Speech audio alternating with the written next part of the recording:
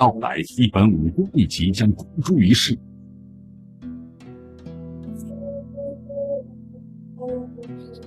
这是一本十分奇特的书，传说是禅宗初祖达摩所作，被武林推崇为少林功夫的宗源。有人相信这门功夫可以治绝症，并可成就武功的最高境界。这到底是一门什么武功？难道真的是传说中的武林绝学吗？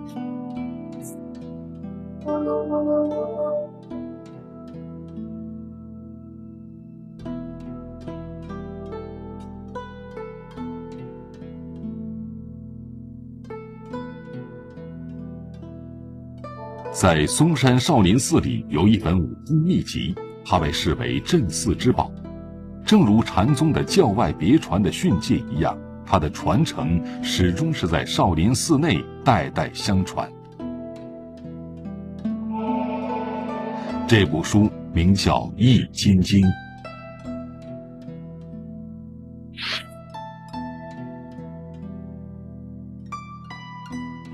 它是一个非常庞大的系统。易筋经在武林中间产生的影响是非常大的。今天是否有人会练这门武功？我们将寻找当下的武功高手，并与历史学家和体育专家一同揭开弥漫古书之上1000年之久的迷雾。我们将寻访嵩山少林寺，寻找《易筋经》的起源，跟随记者前往菩提达摩的故乡，考察印度神秘的吐纳树和搏击树，探讨他们和少林功夫的关系。还将拜会《易筋经》传人，专家群将结合史实与21世纪的科技，探索《易筋经》的真正奥秘。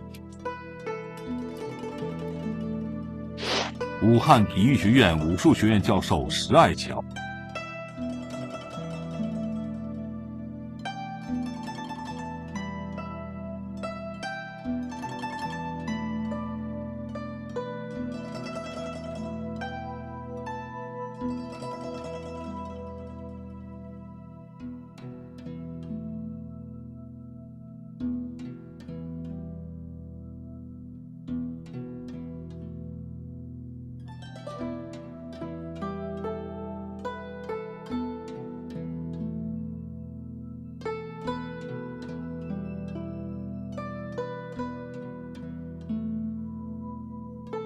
我们和专家们一同启程，前往《易筋经》的神奇世界。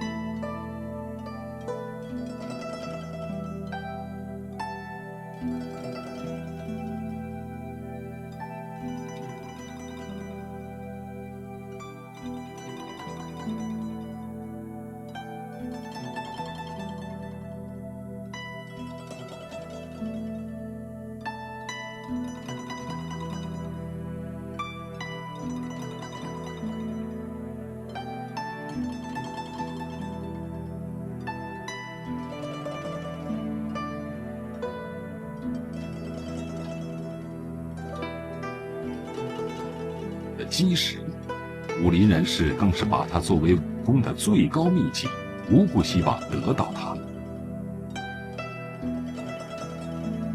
即便是在少林寺，也极少有人能够接触到这个。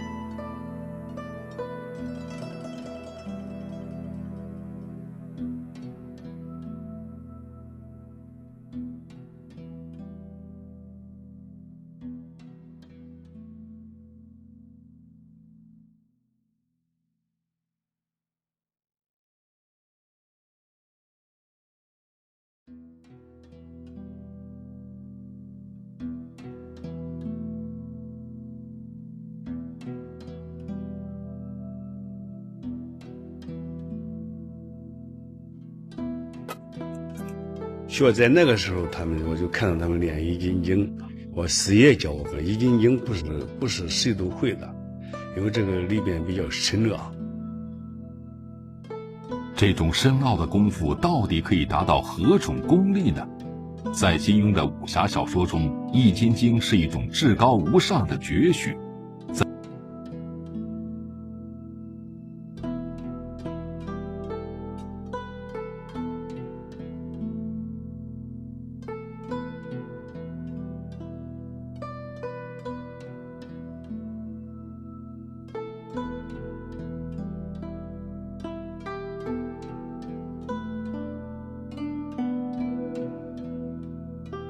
在这里边，武功那个易筋经它不是一个有着具体内容的、有真实历史内容的东西，它被演绎为一种文化符号，一种高深的武功秘籍。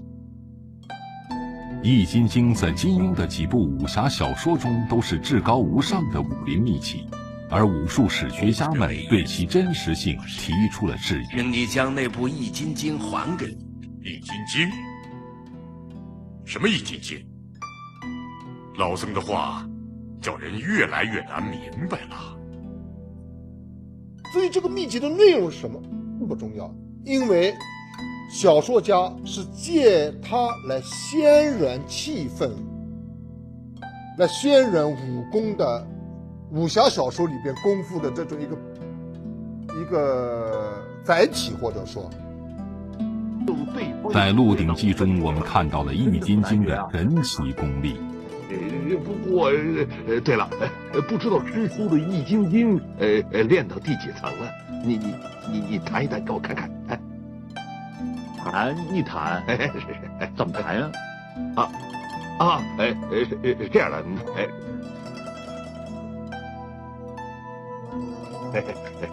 师叔，你试试。你无论看金庸的也好，看其他的那种新武侠小说作者也好，他们写了好多武功秘籍，而且武术秘籍到底在说什么？事实上，在我看来，没说什么东西，就是像著名的《九阴白骨真经》，梅超风的也在说什么？没说什么呀。但是在他武侠小说家的笔下，被发挥出了一种旷世绝学啊！所以说，从这个意义上，《易筋经》不再是一个有正式文本的一个书名啊，它是一种文化感知。虽然武术专家们不相信易筋经有小说中那样神奇的功力，但在少林寺中，它却是一种实实在在的功夫。据说通过易筋经的练习，可以使气力大增，从而增强功力，甚至有人相信它是少林武术之祖。那么少林武术能发展到现在，它的内容丰富，有500个套路，大多数都是每一个套路里有台气，都是要用气，棍也是要用气的，所以说它是应该是少林武术之祖啊。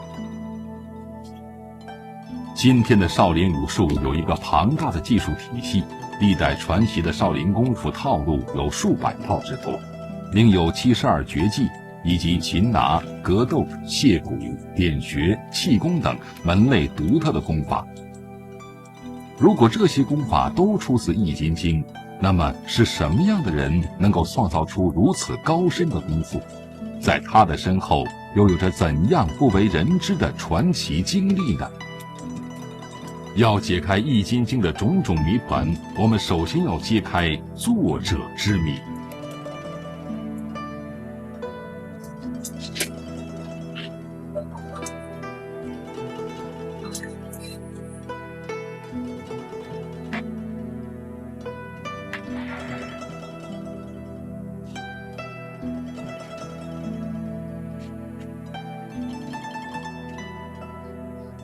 少林寺始建于公元587年，印度高僧跋陀在少林寺面壁，并且首传禅宗，少林寺成为禅宗祖庭。梁武帝时期，一个名叫菩提达摩的印度僧人，带着佛祖的衣钵来到这里，传授大乘禅法。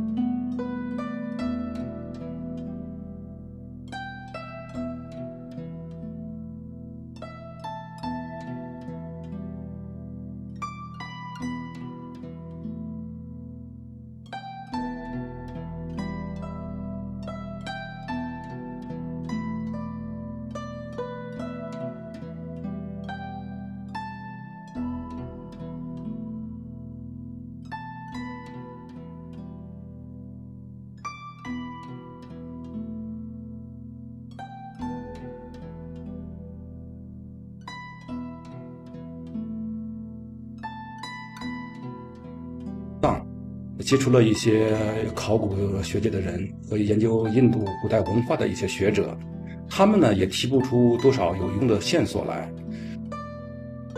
于是张欧开始去图书馆查阅资料，而结果却大大出乎他的意料。印度作为佛教的发源地，却极少有关佛教的记载，而印度的佛教史几乎是靠中国玄奘法师的《大唐西域记》来重建的。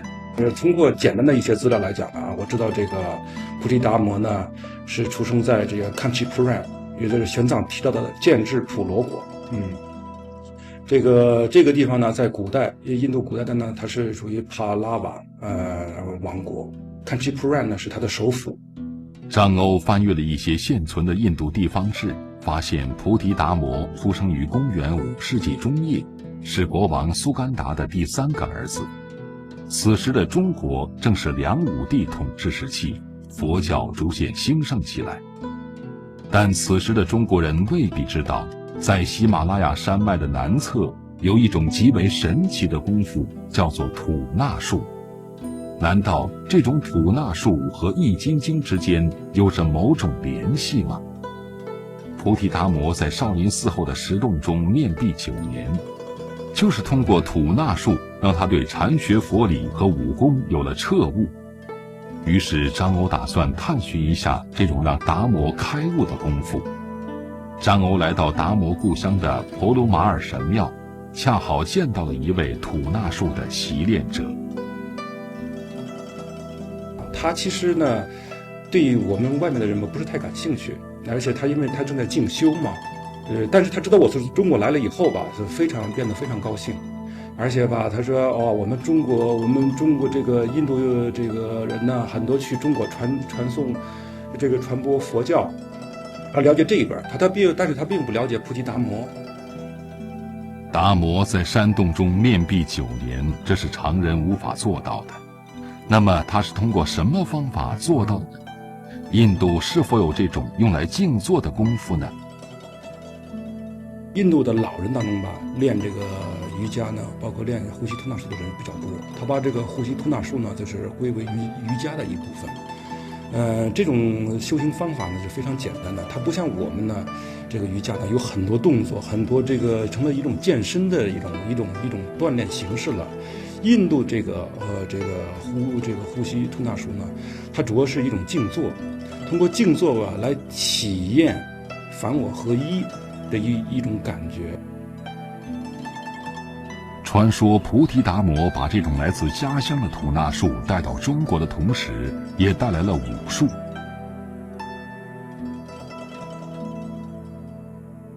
张欧在印度的史料中得知，达摩自幼就研习大乘佛教，不仅精通吐纳术，还精通一种武术，名叫印度搏击术。这种传说中的搏击术在印度真的存在吗？一些学者告诉我呢，在这个印度西南方的克拉拉邦，也就是这个还有这种。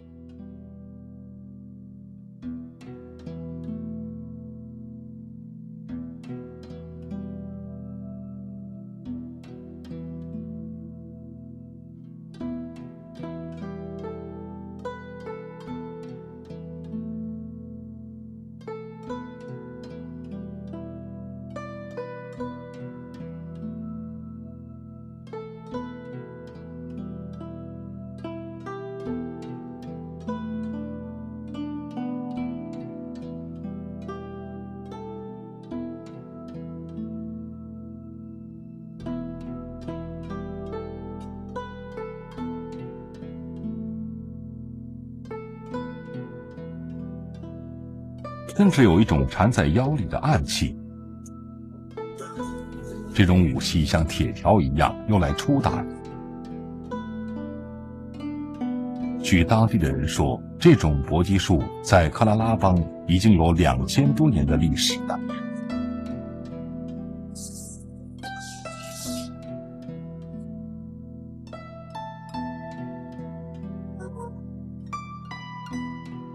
这个呢，我想这个达摩到了因为他这个达摩到了这个地方呢，肯定见过这种东西。为什么呢？因为泰米尔纳特邦和克拉拉邦是连在一起的，这非常近。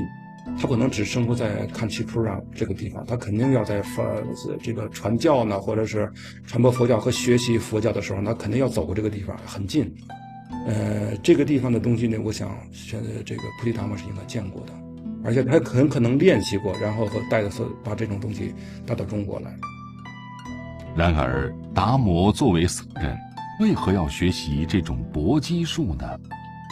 张欧分析，达摩学习武术不一定要主动伤人，但是他不能不防别人。当时印度南方森林密布，在其中出没着一些强盗，玄奘法师就曾在那里遇到了很多强盗。如果说达摩没有一种防身的本能，他就无法传播佛教。克拉拉邦在古代是海上丝绸之路的中转站，大小博物馆里摆满了中国元明清的瓷器，证明这里与中国的密切交往程度。此时佛教在印度已经开始衰落，达摩决定去一个适合佛教发展的国家传播佛法。据说达摩在油画的路上看到了中国丝绸，那淡雅的图案让他萌生了前往中国的念头。这条路途遥远而艰险，一路上达摩手中紧握着一根硬木棍，它是行路时的拐杖，有时它也是防身的武器。从公元3世纪到公元7世纪，从印度通往中国的道路上，总能看到一些行色匆匆的佛教僧侣。如今在少林寺大殿内供奉着达摩像，庵院内有达摩面壁图，甚至还有专为达摩而建的西方圣母殿。历史上还流传下来不少关于达摩的故事，其中为人乐道的有一苇渡江、面壁景莲、断臂沥血、织履西归等。这些神奇传说表达了后人对达摩的怀念之情。少林寺自建寺伊始就和印度有着甚深的渊源。在少林寺的壁画中，有许多皮肤黝黑、长相奇怪的僧人，有人相信他们就是来自印度的僧人，而且这些僧人很多都拿着兵器，有的甚至在和中国的僧人一起习武。从壁画中可以看出，少林功夫和印度有着千丝万缕的微妙关系。如果达摩真的会呼吸吐纳术和印度搏击术，这必将会成为他后来修行和晋升的重要手段。那么，少林寺的易筋经就是印度的呼吸吐纳术吗？在少林寺的易筋经中有一篇序言，而且与佛经的体式相同，说的是易筋经的理论。而书中的主要部分是可供练习的易筋经12式。在实际演练中，易筋经在气的运用上与印度呼吸吐纳术的比较确有几分相似，但印度的呼吸吐纳术是没有动作的，而易筋经有导引动作。这种根本性的区别让专家们怀疑它可能另有源头。在古代中国有一门健身功法，它将呼吸吐纳和导引动作结合在一起，称为气功，这正是易筋经的特点。那么易筋经会不会是中国人自己编创的气功呢？气功在中国有着悠久的历史，在距今5000多年的马家窑文化时期的彩陶罐上就有一个非常类似气功动作的人形状。史书记载，4000多年前尧的时代，中国人就开始用一种当时被称为武的方法来锻炼身体，防治疾病。后来又把这些动作与呼吸吐纳、心理调节相结合，逐渐形成比较系统的健身养生方法，古代也称健身长寿术。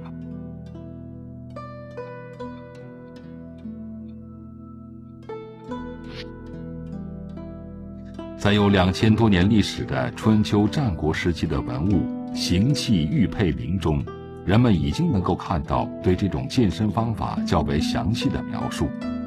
公元前475年至公元前221年间成书的中国医学经典《黄帝内经》，将这种健身方法称为行气导引，并把它视为重要的健身养生和医疗保健的方法。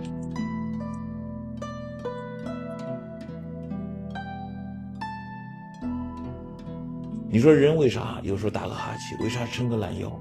他本身就是在自己感觉不舒服的，他去调理自己。我们的古代人在劳动生活当中，在艰苦的环境当中，他们自己会自觉的去摸索到一些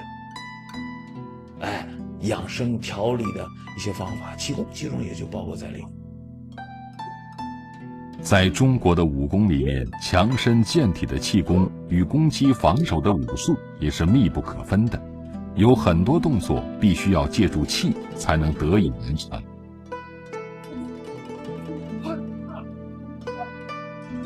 传统武术中有一句五言说得很好：练拳不练功，到老易长空。这个功既包括内功，又包括外功。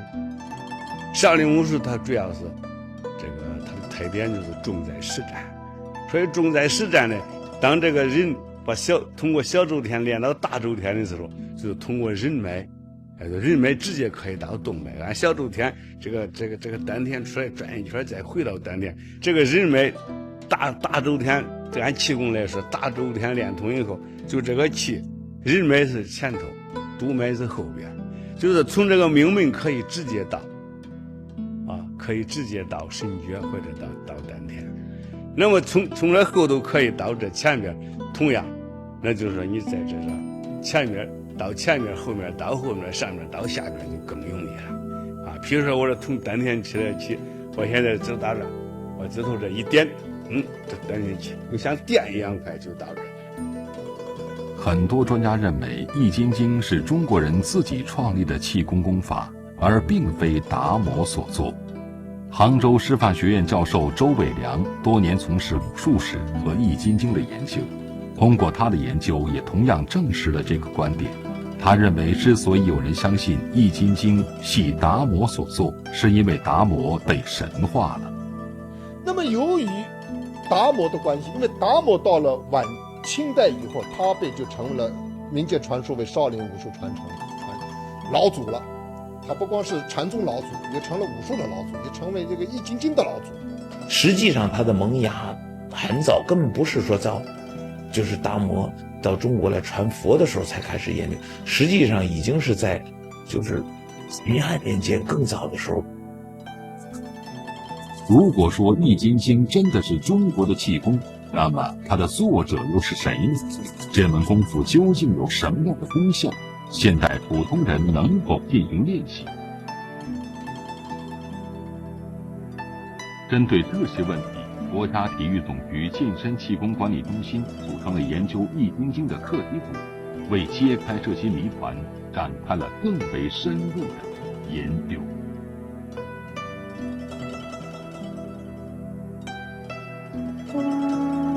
它是传说中的武林最高秘籍，它是中国民间的长寿宝典，它是少林寺的镇寺之宝。